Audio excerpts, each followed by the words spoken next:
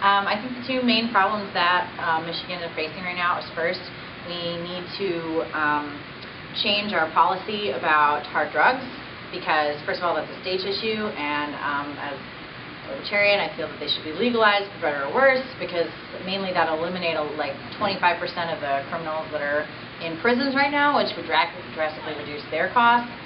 And I also think that we need to have an education system overhaul. I think that we need to eliminate schools that are in areas, I think we need to integrate and combine a lot of different schools. I think we need to reassess the number of teachers we have. I think we need to better distribute the resources that we have instead of stockpiling a lot in high-performing areas. We need to reinvest into the low-performing ones. Yeah. All right, to make up the $1 billion that we need to cut from the funding, I think that we need to really cut down on road construction in Michigan. I've been going to Northern Michigan University for 4 years, and I have yet to take a trip home or back to the school without running into at least 3 detours every time, all on roads that are perfectly acceptable and don't need to be constructed on. Also, I think that the school, state, and surrounding areas need to cut back on the salt and sand that they put down, considering 2 weeks ago they put down salt and sand on a 57-degree day when it was not needed on the roads. And lastly, I think that they could make up a lot of the money that they're missing and desperately need if they were to legalize marijuana.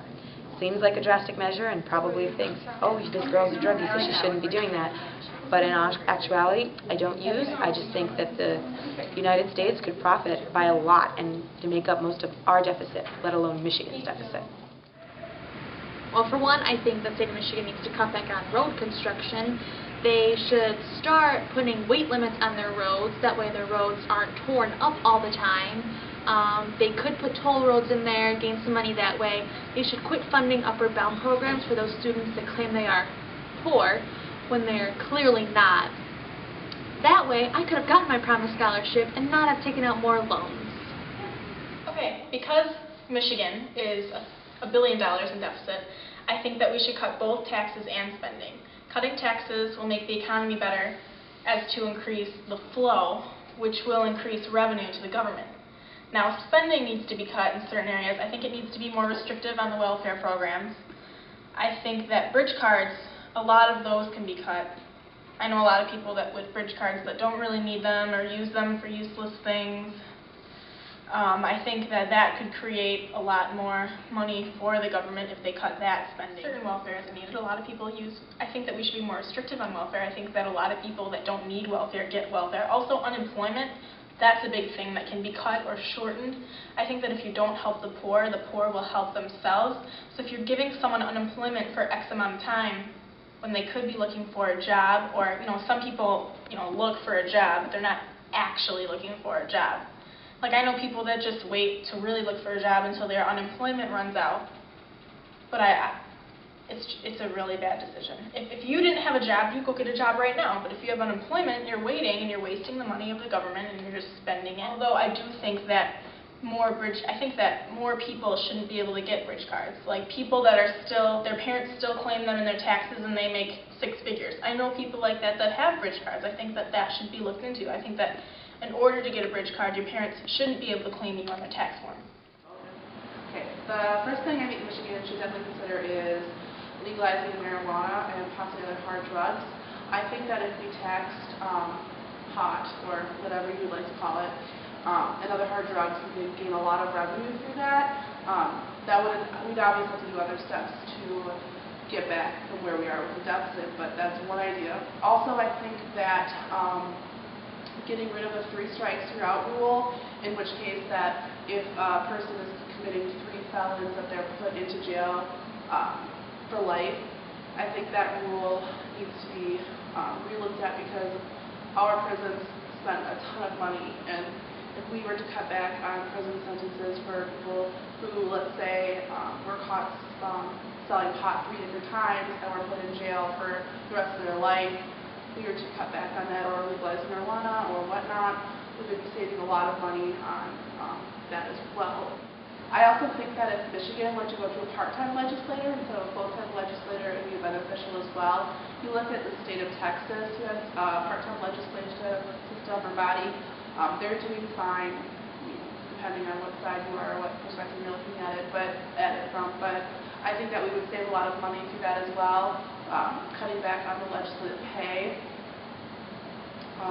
That would also be really helpful to get back that $1 billion deficit. And obviously all of these things we put into play. It's not going to be one major thing that's going to get us out of the mess that we're in currently, but I think if you do some of the things I talked about, such as legalizing marijuana and other hard drugs, getting rid of the 3 strikes rule, and part-time legislative body, then we would definitely be on the road to getting back to maybe a surplus one day. Okay, so after viewing the Center for Michigan, which was started by Phil Powers really in 2006, I realized that myself and the other people that I interviewed are not the only ones in the state of Michigan who are concerned about a couple key areas, such as budget and tax reform, the schools, and making sure that our students are getting the best education possible. And then also an issue that they're looking into that I don't believe any of my interviewees mentioned was term limits. These 3 issues, tax and budget reform, term limits, and school reform, looking at schools with a microscope, are all things that you can look at on centerformichigan.net. Again, that's centerformichigan.net. And you can sign a petition, and it goes into greater detail about those.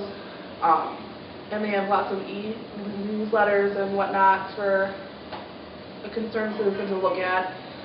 I found that there were a lot of e-articles about Pittsburgh and comparing Detroit to Pittsburgh, and how when one city is down, the other city is down. So it was, I believe one was titled, the Steel City versus Motor City, and how when Pittsburgh unemployment rates are low, Detroit's will therefore be low as well, because Pittsburgh has a lot of corporations within the city limits that help run Detroit's corporations, such as GM and Ford and whatnot. So that was something else I found very interesting as well. I didn't think that by stimulating another city's economy, therefore we could stimulate Michigan's economy and bring up the revenue and hopefully get out of the $1 billion deficit.